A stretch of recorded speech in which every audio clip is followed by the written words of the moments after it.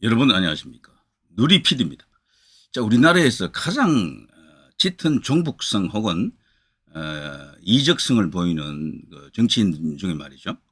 국회의원 한번 뭐 했다 치고요. 그 이상급에서 가장 심하게 북과 연결되어 있는 것 같다라고 이제 의심을 주는 인물이 남자로는 임종석, 여자로는 누굽니까? 윤미향이겠죠.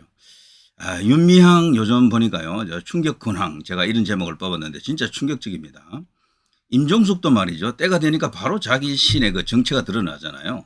북이 각자 살자 이국가론을 펼치자마자 그대로 그걸 받아가지고 앵무새처럼 대내고 있는데요.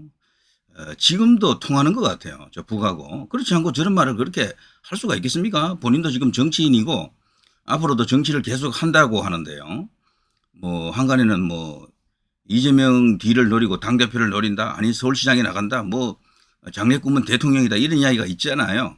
언감생심입니다만 어쨌거나 이제 그런 인물인데, 자, 남자에는 임종석, 여자에는 저 윤미향인데요. 이 윤미향은 남매 간첩 사건에도 걸려 있고 뭐 등등 그 남편도 그렇고 다 문제적 집안입니다. 대한민국이 얼마나 자유롭고 정의로운 나라인가 하면요. 이런 사람들을 품어주는 거죠. 이런 사람을 이번에 스웨덴 왕립 학회인가 뭐 거기서 말이죠. 이제 이 노벨 문학상을 우리 이제 이 한국인에게 한강이라고 하는 여성 작가에게 그걸 안겼는데요. 가장 짙은 이념성이 드러난 역대 수상자 중에 가장 짙은 이념성이 드러난 작품이라고 생각합니다. 제가 볼 때는요. 대한민국을 완전 쓰레기로 보고 있는 겁니다. 권력이라든가 이런 군합발이 완전 뭐 인간들을 유린하는 그런 나라로 이제 볼 텐데, 사실 그런 나라가 아니잖아요. 우리나라는 정의롭고 자유로운 나라입니다. 대한민국은 한강의 기적을 이룬 나라고요. 세계가 부러워하는 나라입니다. 우리나라 부러워하는 나라가 얼마나 많은지 아십니까? 원래 선진국들이 많았잖아요. 근데 우리나라는 세계 최빈국, 극빈국이었잖아요.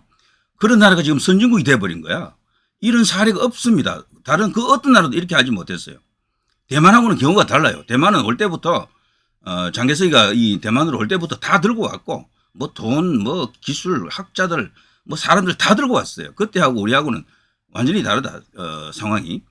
그럼 우리나라 같은 나라가 없는 거야. 그러니까 못 사는 나라들, 가난한 나라들, 개도국들, 후진국들 그들의 롤 모델이 바로 한국입니다. 그야말로 자랑스러운 역사를 갖고 있는 나라가 우리나라인데, 지금 세계의 문화 사조 혹은 정신 사조를 이제 지배하고 있는 게 좌익이죠. 좌익. 문화, 예술 뭐 이런 콘텐츠들은 전부 좌익화되어 있습니다. 그것도 너무 심해요. 너무 심해. 그 결과 저는 결국 이제 한강 얘기까지 이제 이 수상이 왔다. 원래 베팅 사이트가 있습니다. 누가 이번에 노벨 문학상을 탈 것인가라고 도박사들이 그 도박하는 데가 있거든요. 그 굉장히 정확합니다. 거기가 1위부터 26위까지 나와 있더라고. 한강은 없더라고, 이름이 아예. 일본 사람이 2명, 무라카미 하루키를 비롯해서 2명이 4위 16위인가에 있었고요. 우리가 잘 알지 못해요, 그런 사람들 이름. 1번부터 26번까지 쫙 나와 있던데, 거론도 안 되던 사람이죠, 이 한강은 사실은. 그러니까 우리나라에서 뉴스도 안 나왔잖아요. 한강이 뭐 거론된다, 뭐 노벨상 후보에 올라가 있다, 이런 말 자체도 거의 없었잖아요. 고원 시인 때는 이게 상당히 이제 언급이 됐었죠. 야, 이번엔 탄다 하고 뭐 슬레발 치고 난리 났잖아요. 그게 몇 번 있었거든요, 예전에. 근데 이제는 고원은 완전히 사라졌고. 어쨌거나 이제 이런 과정을 통해서 뭐 덜컥 이렇게 세계 최고상 중에 한 개죠. 그런데요, 요즘은 이 문학상하고 이 평화상은 변질되었다라고 다들 봅니다. 너무도 한쪽으로 지금 치우쳐 버렸어요. 치우쳐 버렸다. 그래서 과거에 알던 그 노벨 문학상이 아닙니다. 옛날에는 문학성을 따졌는데 이제는 문학성보다는요, 어떤 경향성입니다. 경향성이 특별히 이제 두드러졌는데 그 가운데서도 가장 두드러진 수상이 이번이다라고 생각합니다. 저는 윤석열 대통령이 이 수상자를 초청할 것 같은데요. 어쨌거나 나라를 대표해서 어마어마한 상을 받은 건 사실이니까 과거의 그 권위는 그 노벨 문학상은 아닙니다. 더 이상. 그렇지만 어쨌거나 뭐 아직 우리나라에서는 수상한 적이 없기 때문에 아마 초청을 할 겁니다. 그때는 저는 하나 염려가 되는 게 이 사람이 초청을 거부할 가능성이 있다라는 겁니다. 거부.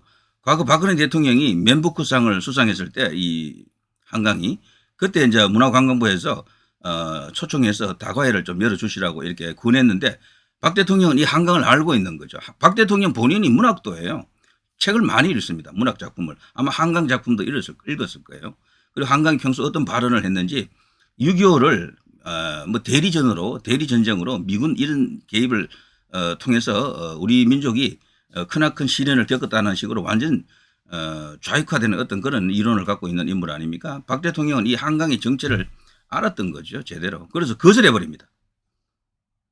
참모진에서 어쨌거나 큰 상을 받았기 때문에 좀 격려해 주라고 했지만 대통령은 그걸 잘라버립니다.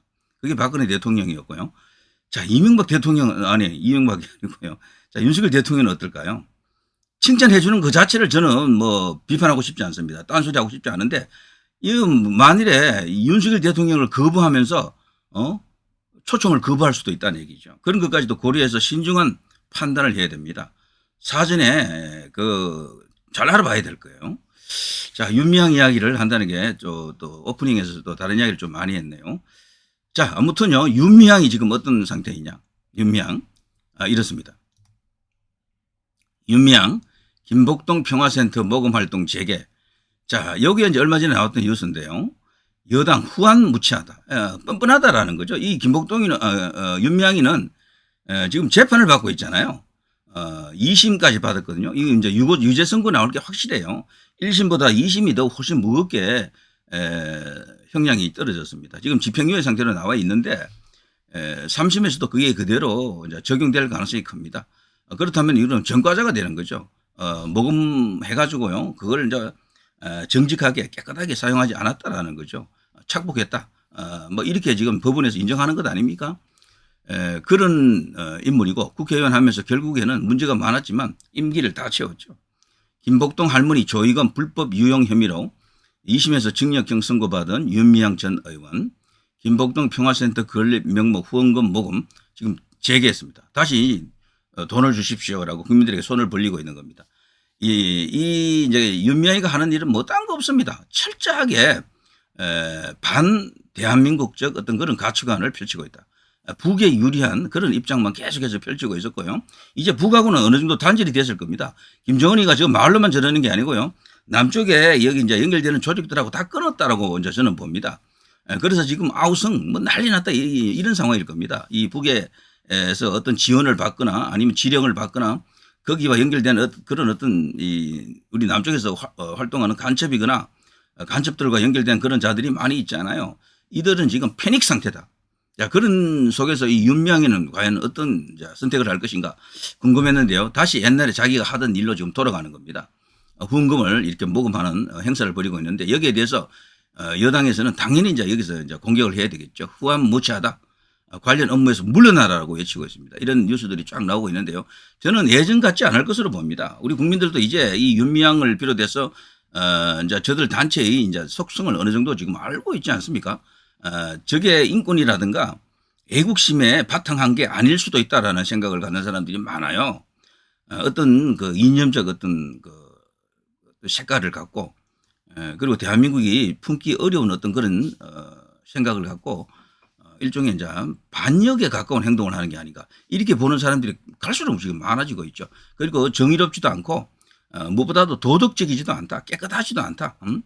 더럽다. 돈 갖고 장난치는 것 같다. 이렇게 생각하는 사람들도 지금 많거든요. 그래 갈수록 지금 윤미향은 그 입장이 이제 쪼그러들 겁니다. 쉽지 않을 거예요. 앞으로는. 김현주 국민의힘 대변인은 민주당 윤미향 전 의원은 모금 활동을 즉각 중단하라. 이런 제목의 논평을 냈었죠. 윤 전 의원이 한 사립대 교내에 김복동 평화센터를 짓겠다면서 건립 후원 명목으로 모금을 재개했다. 이런 사실이 알려지면서 지금 논란이 되고 있습니다. 일본군 위안부 관련 단체인 정의기억연대 이사장으로 과거 그 전신인 한국정신대 문제대책협의회 정대협 시절부터 시민운동 이력을 바탕으로 해 민주당의 위성정당 비례대표로 정계에 진출했었죠. 그러나 윤 전 의원은 아픈 역사의 희생자인 할머니들을 위한 국민 정성을 가로챈 혐의, 즉 업무상 횡령, 사기, 준사기, 보조금 관리법 위반, 지방재정법 위반, 기부금품법 위반, 업무상 배임 많기도 합니다. 자, 공중위생관리법 위반 등 혐의로 2020년 현직 의원 신분에서 기소가 됐었죠. 기소 이후 3년 가까이 소요된 2023년 2월 1심에서 벌금 1,500만 원을 선고받았고요.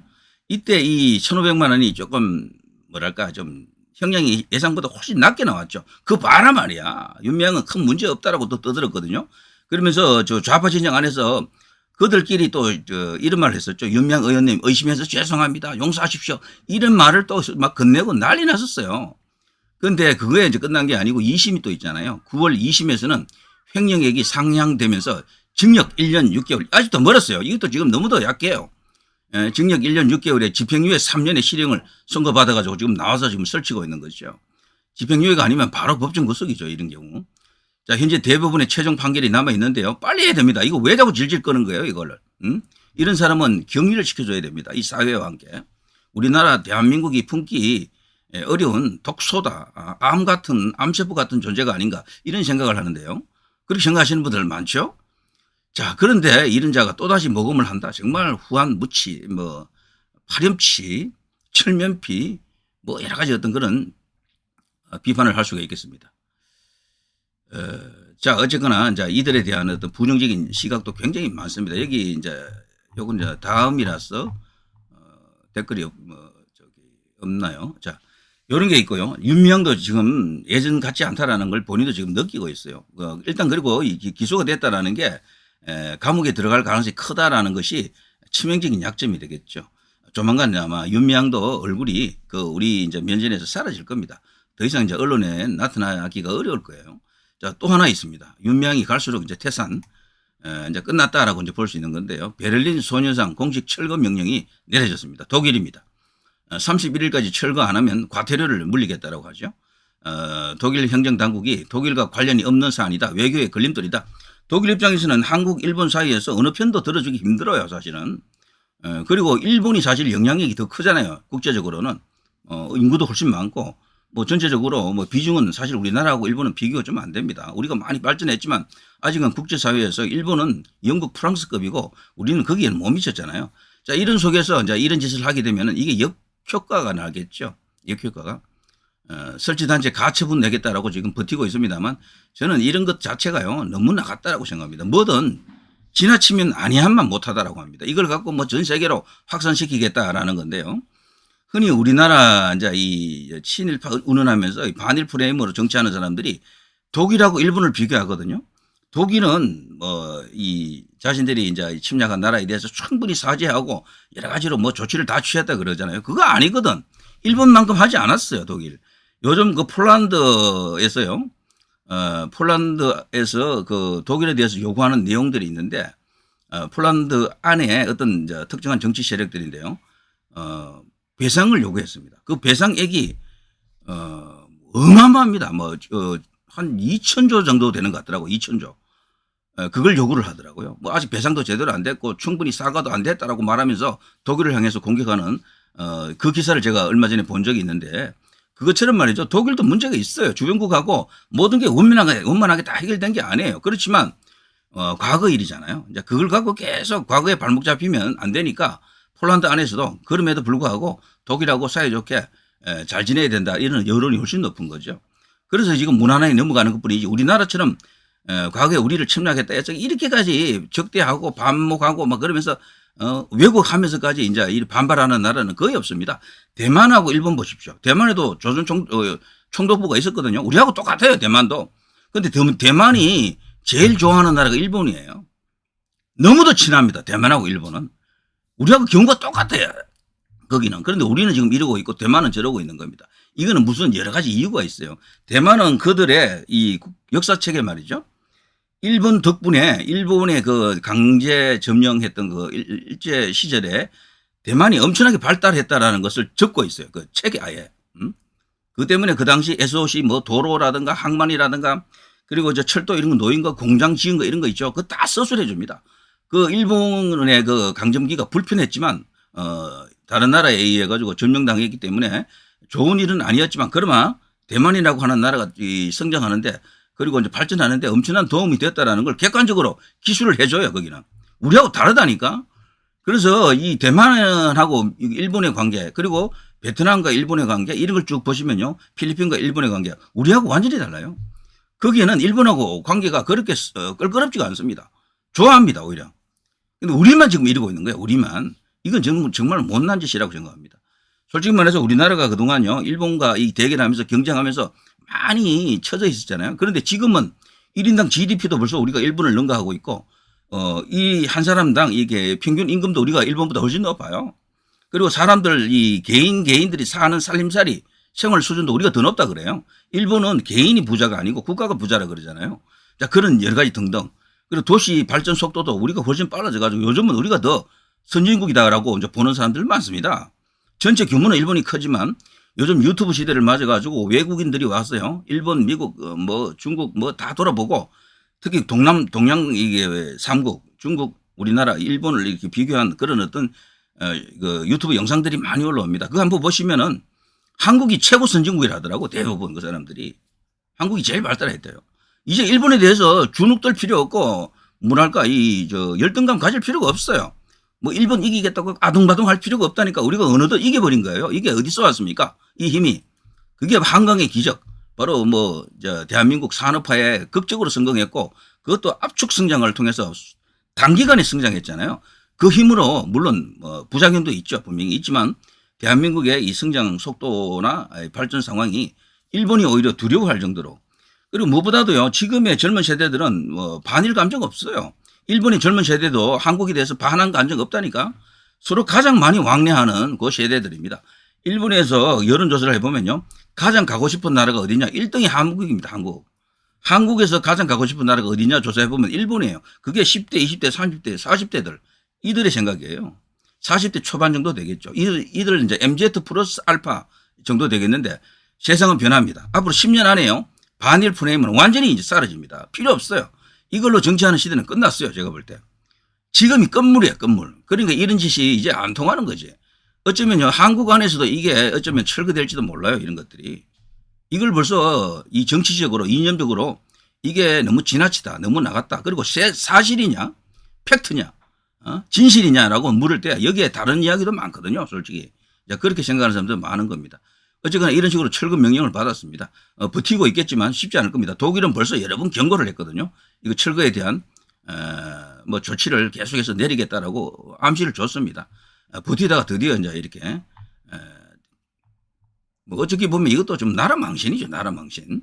과태료를 물면서 버틸 수도 있겠지만 그러나 이런 거 행동하는 사람들이 돈에는 약하잖아요.